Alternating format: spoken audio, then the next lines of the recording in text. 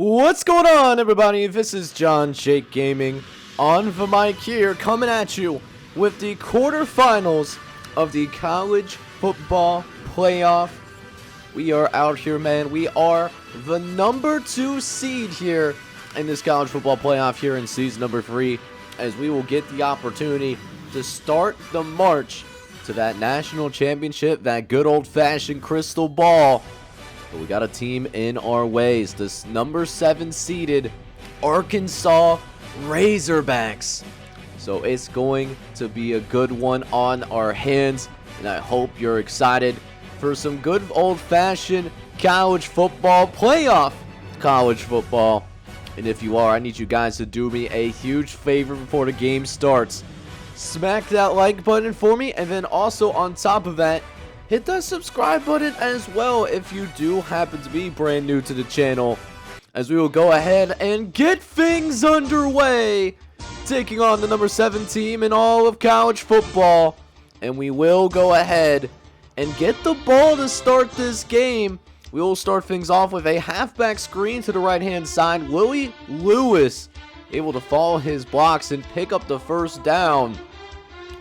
But we do get into a long third down early, as 3rd and 8. DeAngelis trying to throw over the middle, but that is going to fall incomplete. So a little bit of a slow start for our offense here, as Arkansas is able to score on their first possession. Down 7-0 early, as this could be major trouble. Antoine DeAngelis, he cannot wrap up after he throws the interception. And James Justice has his boys off to an extraordinarily fast start right now. We're talking about a 14-0 lead right now. And so our offense a little bit down bad to start this game. But there's plenty of football that is still left to be played right now, as Antoine DeAngelis will pick up 9 yards on the ground. That is a first down. Is now 3rd and 6, going with a 5-wide set. Arkansas, they don't send the blitz, gonna throw it over the middle, and a lot of traffic in that area. But Lonnie Covington is gonna be able to come down with the football though, and is gonna lead to, at least for the very first time, being in Arkansas territory. And we're gonna make it all the way to the end zone. Touchdown Arkansas, or Oklahoma. Sorry, force a habit to start this game off, but we'll get ourselves on the board to start things off here, as we will finally get that goose egg off the board here late in the first quarter. That will help temporarily cut it down to 1 possession. But Arkansas's offense, they are coming out razor hot to begin this game, as we've seen 2 possessions for the Razorbacks on the offensive end. They both ending up in touchdowns. Hopefully we got the track cleats out for this one, because we got ourselves a track meet potentially. As we start the second quarter here, DeAngelis rolling to his right. He's going to throw over the middle to Andrew Hargrove. And Hargrove, he gets his first catch of the day, as we end up stalling out, unfortunately. But defense does its job though, gets us in a goal line situation, and we're able to cash in on the turnover, as we are able to find Scott Evans in the end zone. Touchdown Sooners!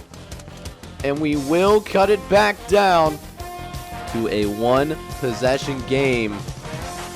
But Arkansas, there is no rest for the wicked, as they get yet another score on the board. It's already 28 points for this Razorbacks offense, determined to keep us at arm lengths at all times at this one.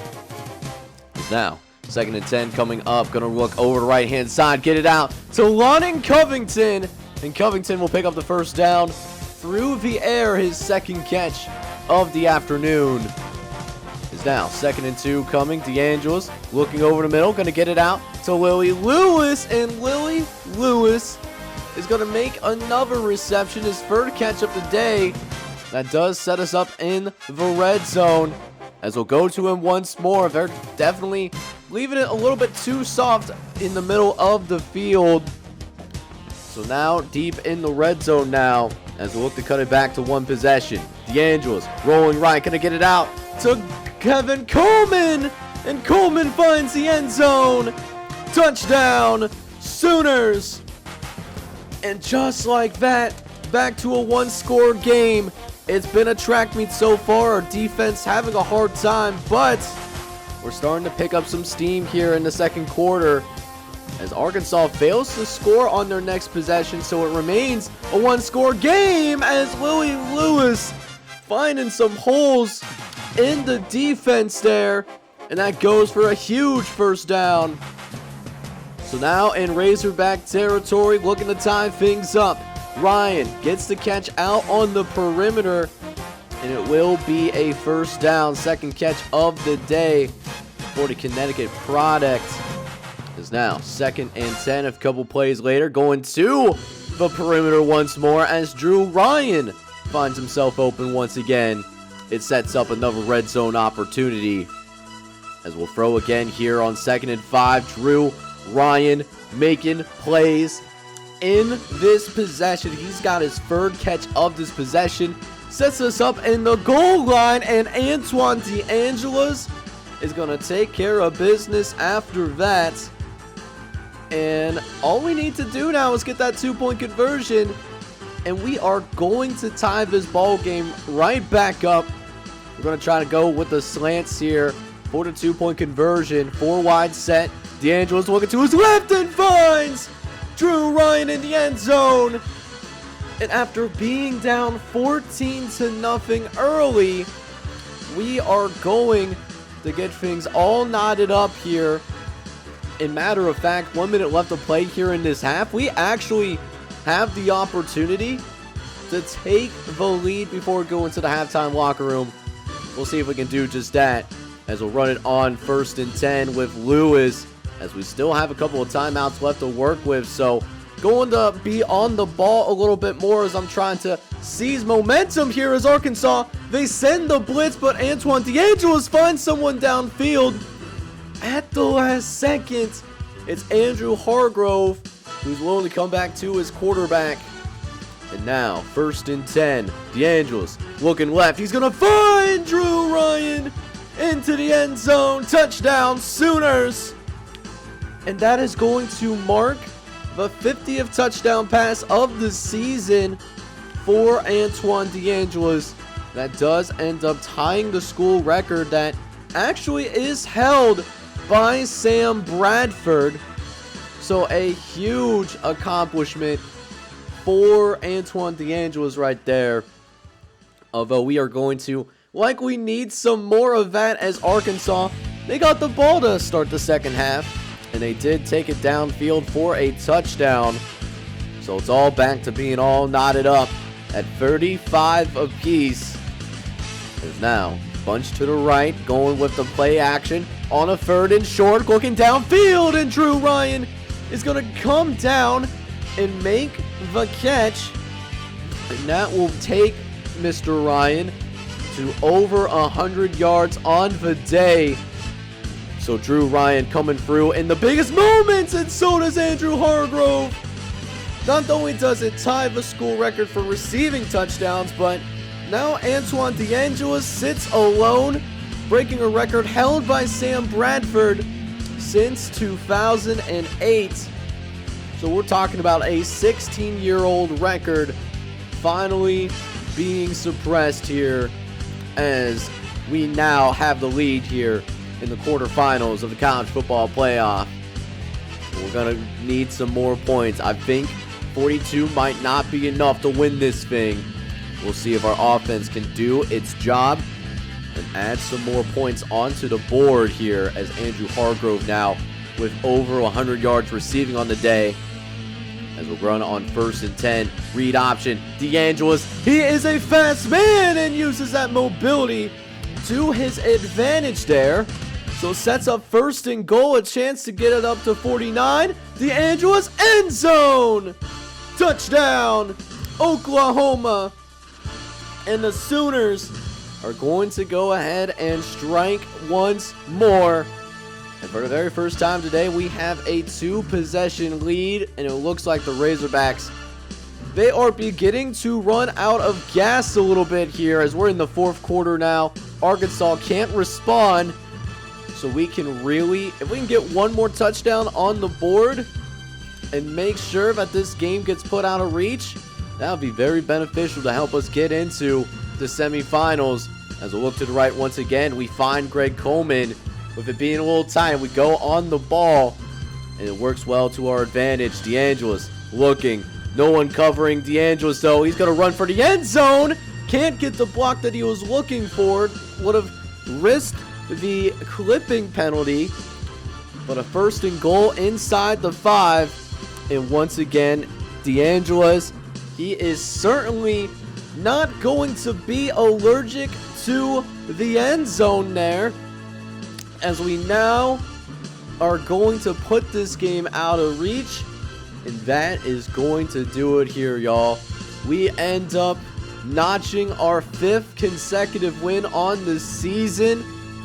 We take care of business against Arkansas as well. And what we're going to do now, we're going to wait and see what is in store in terms of what's going to happen with that USC and LSU game.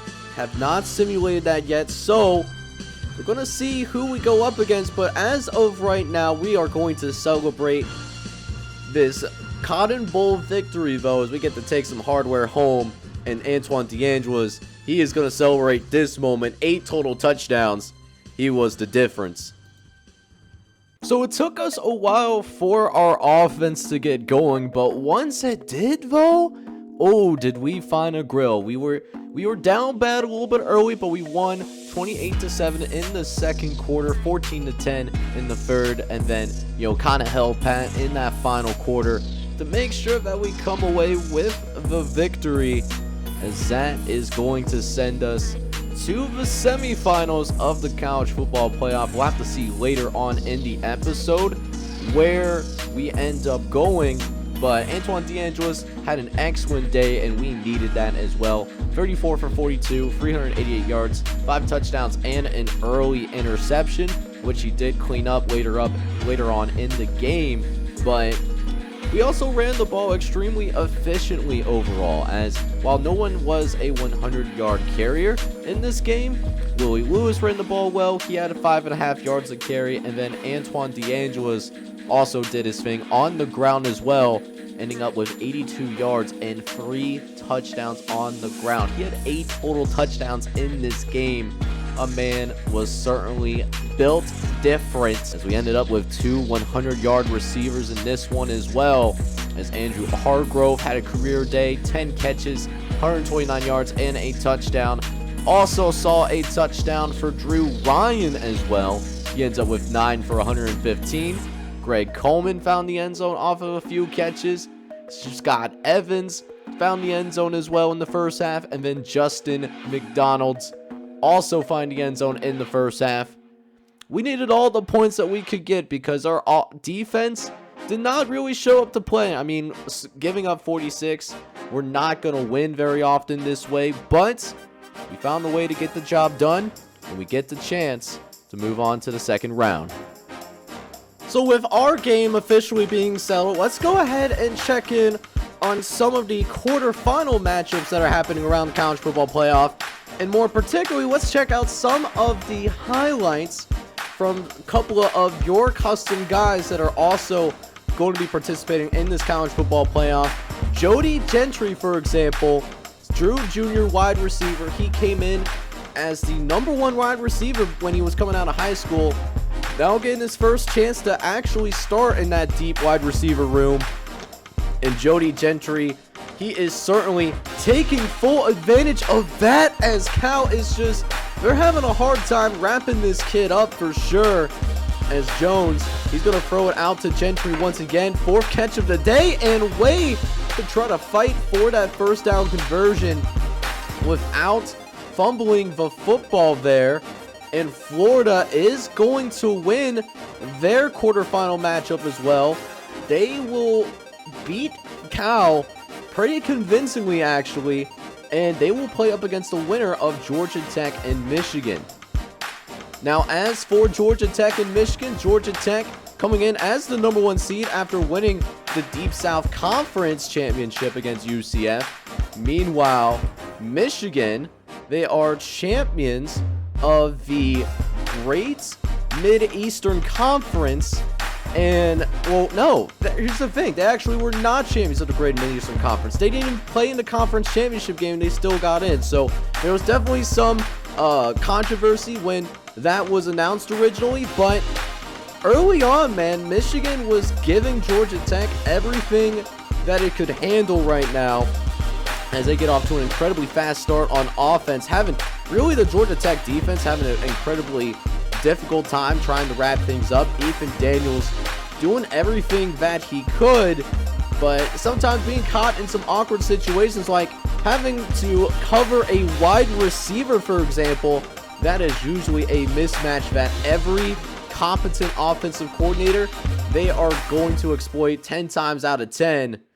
As now we're going to see Daniels trying to prevent the first down, but ironically, he might have actually tackled him across the first down marker, and that lead is going to continue to grow as it's 21-3. Early here as Ethan Daniels had the chance to get an interception and possibly run it back to the crib, but he doesn't get there in time. He does make the tackle though, as James Long was called for the illegal touching. So 35-17 game here later on. Yellow Jackets starting to kind of work themselves back into this game a little bit. They had quite a bit of a deficit, and then Georgia Tech's offense starts to really come alive here. They all of a sudden, they tie this thing up at 38 apiece. And eventually, I mean, we're now talking about from Michigan going to the semifinals off rip, just because like the lead was just so great. Now all of a sudden we're talking about possibly seeing an overtime game as Ethan Daniels, he's going to go ahead, he's going to get the sack in this situation, as now we actually do see overtime as Michigan does the direct snap, as Ethan Daniels does come through and help make a play in that overtime period, help the defense hold them to a field goal, and their offense actually does progress there. So things were wild for a minute, but Georgia Tech, they are going to advance. As for who we would go up against in the next episode, going into the playoff semifinals, we are going to, looks like we're going up against USC, who took on the number 6 ranked LSU Tigers and won 38-24. It was a pretty exciting affair. Pretty close game for the most part, although that second and third quarter did ultimately end up being the difference. So we will get a rematch of the national championship game in the semifinals for this season. So that will officially go ahead and set the playoff field for the semifinals. So what's going to happen in the next episode is not only are we going to play our semifinals game against USC, but we are also going to watch the other semifinal game between Georgia Tech and Florida to see which two teams are going to go to the national championship game here in season number 3. So I hope you guys are excited for the next episode, and if you are, I need you guys to do me a huge favor for me. Hit that like button for me, and if you happen to be brand new to the channel as well and love what you're seeing, do me a favor, hit that subscribe button, hit that notification bell as well. And with that, this is John J Gaming on the mic signing off. But I'm hoping you're all out there having a good one. Take care, everybody.